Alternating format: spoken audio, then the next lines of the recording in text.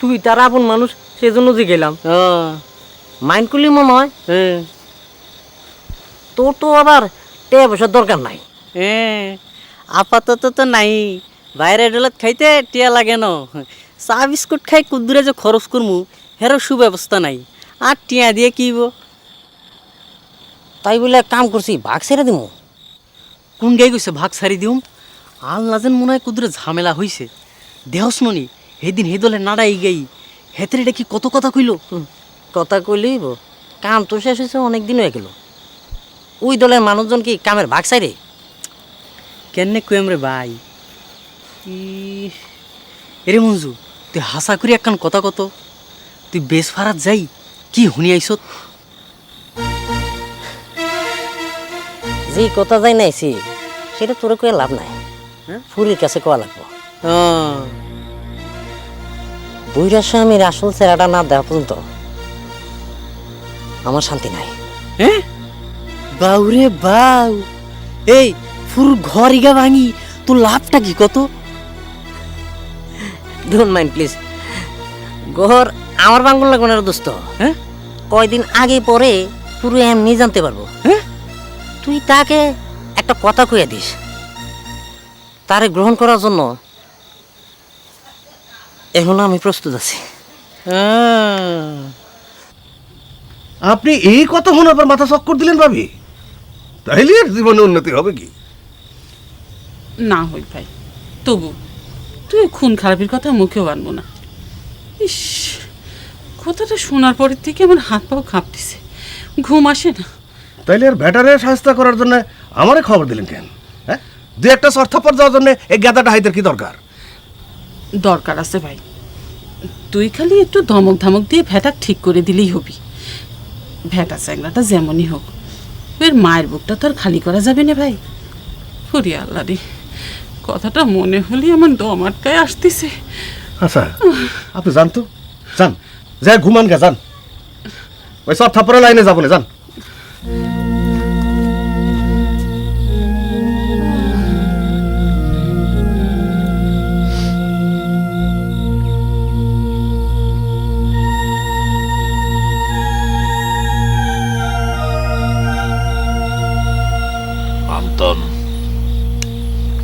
তোমার কি মনে হয় মন্তর দিয়ে চুরি ঠেকানো যায়?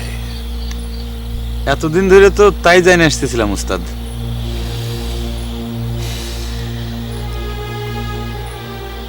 তোমার বাঁশিটা একটু বাজায় শোনাও দেখি। মনটা বড় অস্থির। দেখি তোমার বাঁশি শুনে মনটা শান্ত হয় নাকি।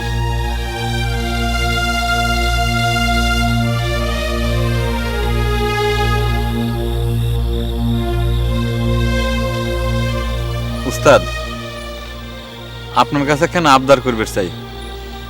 কি আবদার আন্তন?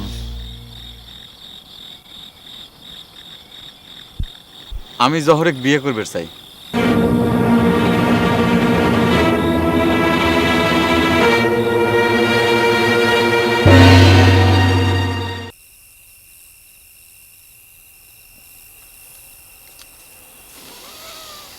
রাগ হইলেন উস্তাদ? তোমাকে নিয়ে আমি অনেক স্বপ্ন দেখেছিলাম আন্তন। মনে করেছিলাম তোমার মনের ভিতর আধ্যাত্মিক জগৎ তৈরি হয়েছে। এখন দেখলাম আমার সব ধারণা ভুল হয়ে যাচ্ছে। এইটি আমার বড় দুঃখ।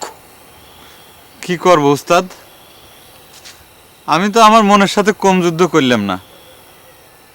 যে জহরেক ছাড়া আমার বাঁশিতে সুর ওঠে না, তাক ছাড়া আমার সাধনা সফল হবি কেমন করে উস্তাদ? কিসে তোমার সাধনা সফল হবি আর কিসে তোমার সাধনা সফল হবি না, গুরু হিসেবে সেটা আমি ভালো জানি অন্তন। ঠিক আছে,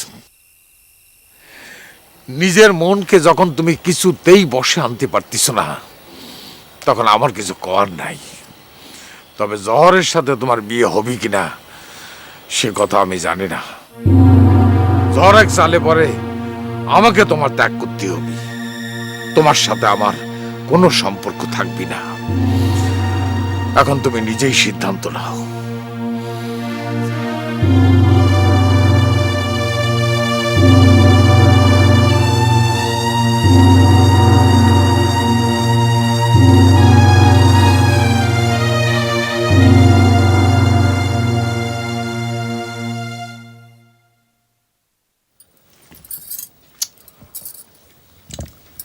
তোমার বোনের মাথা কি তাহলে ঠান্ডা হয়েছে? হঠাৎ করে আমার বোনের উপর দরদ উঠলে বললো যে না, দরদ তো কম বেশি সবার উপরই আছে। হাজার হইক আমার একমাত্র শালি। শালি সিন্দুলা ভাই কয় দাম দেয় না। হ্যাঁ, বউ হয় তুমি আমাকে যে দাম দাও, আর অন্য মানুষ তো হেলা করবি। বউ কয় স্বীকার করার ইচ্ছে করে না, তাই না? কষ্ট হয়। নিজের ইচ্ছেই তো বিয়ে করো নাই। উস্তাদ কইছিল সেই জন্য বিয়ে করেছাও। সে না কবেকার কথা, পুরান কথা আবার মনে করতেছে ঘর। কথা পুরিন হলে কি মিথ্যে হয়ে যায়? কইছিলাম না যে হিসেব নেব।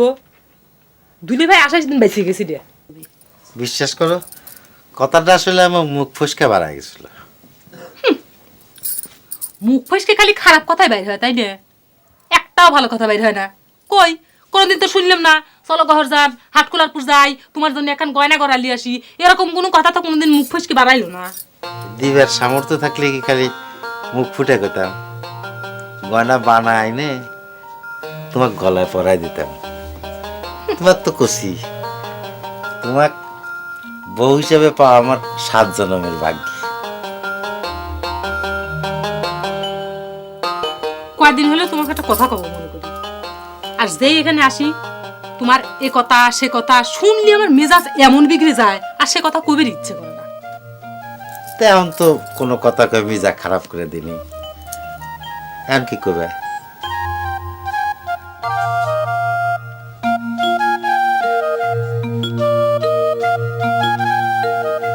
আচ্ছা, তোমার গায়ের কি কোনো ঠিকানা নাই? আমার কি কোনোদিন কোনো ঠিকানা ছিল? দোয়া দোয়া আফসা আফসা মনে পড়ে, আবার মনে পড়ে না। সেটুক মনে পড়ে সেটুক ভুলে যাবার চাই।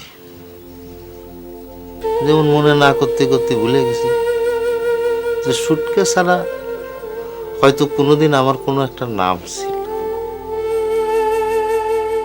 হঠাৎ তুমি এ কথা জিজ্ঞেস করলে কাকর?